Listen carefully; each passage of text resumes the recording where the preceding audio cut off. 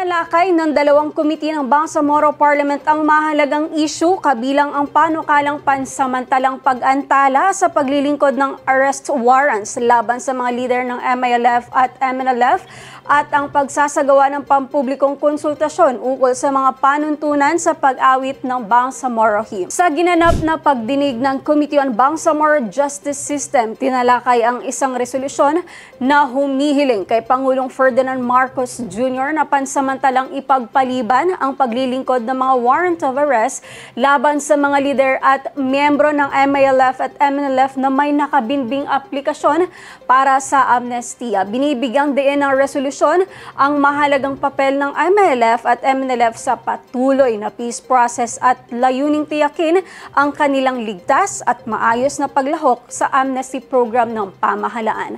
Sa nasabing pagdinig, nagbigay rin ng update ang National Amnesty Commission hinggil sa rollout ng programa. Samantala, inihayag ng Committee on Basic, Higher and Technical Education ang pagsasagawa ng pampublikong konsultasyon sa Cotabato City kaugnay ng Parliament Bill No. 175 na naglalayong magtakda ng mga opisyal na alituntunin sa pag-awit ng Bangsamoro Hymn sa mga pampublikong aktibidad.